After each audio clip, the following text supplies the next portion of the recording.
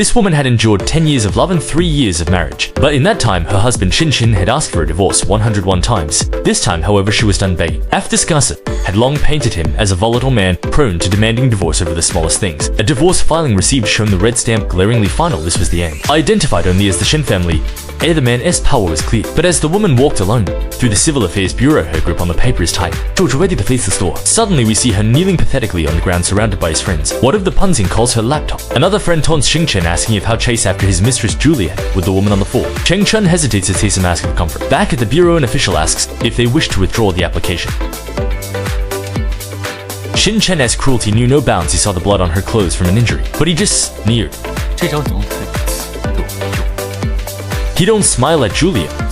Later in the nightclub, he offered her a twisted test. He demanded she kneel and beg for his love one more time, promising he would treat her well after. When she refused, his true nature emerged. He grabbed her by the chin and violently forced the deadly alcohol down her throat. As she collapsed, her final words were a chilling realization. When her friends tried to defend her, Xing Chen's chilling reply to the noise.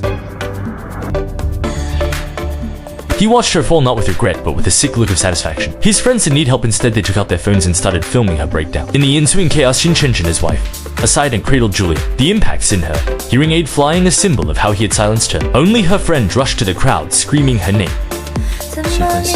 Stella's anger finally erupted. She launched herself at Juliet, the conflict turning physical. But her own father, seeing the commotion, struck her to the ground to protect his mistress. Shinkin then scooped up Juliet and dashed her to the hospital, stepping right over Stella's body. Lying on the floor, Stella stared blankly at the ceiling, the last of her hope for family shattered. In front of everyone, Xing Chen grabbed her wrist, trying to force an apology.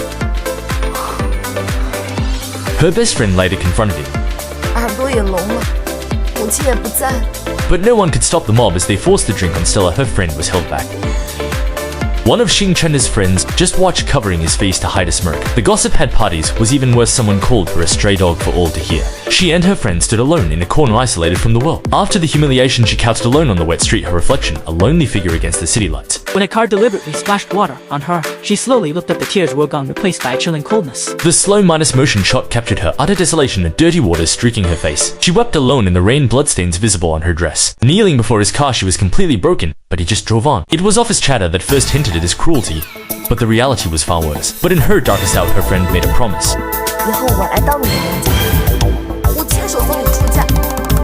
Waking in the hospital to flowers, Stella showed her first smile in ages. Her friends set by her set a constant source of strength. Stella then revealed the full tragedy on the same night. Her mother died. Her father's abuse made her lose her hero. Yet even in the hospital, her resilience showed as she handled her own discharge papers. The cruelty was relentless. At a photoshoot, a light fixture fell. Xing Chen instinctively shielded Julia, leaving Stella two fans for herself. She was the photographer, forced to capture images of her husband's intimacy with another woman. They openly mocked her professionalism. In the hospital, Julia played the victim. She feigned terror about her disfigurement to win Xing Chen's sympathy. Stella's revenge was coming at the Civil Affairs Bureau. She exposed it all. She revealed that her own aunt caused her mother's fatal car crash with a single phone call. With cold hard evidence, she laid bare her family's darkest secrets for all to see. Having lost everything, she had nothing left to fear. In a fiery red dress, she publicly exposed her father's affair with her aunt. She then revealed that her father beat her dead to cover up his sins. When he screamed at her to get out of their house, she walked away without a second glance.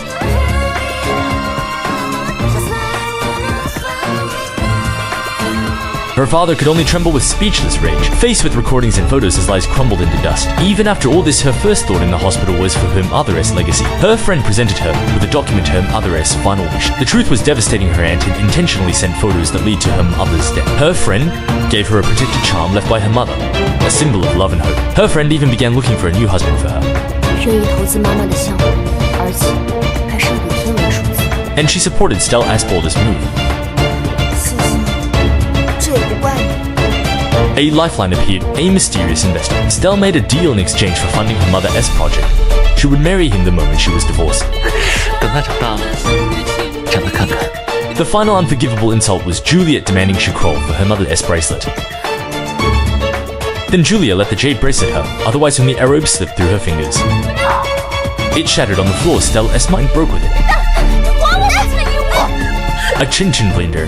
自己没有提出。 Forced to whom is preparing to cross Stella, endured the ultimate humiliation for nothing. Julia had even stomped on her Mother S project proposal with her high heel. After her revenge at the bureau, Stella walked out into the sunlight tree ball. Later, when news broke of Julietta's fake suicide attempt, Stella simply turned off her phone. She was finally fake.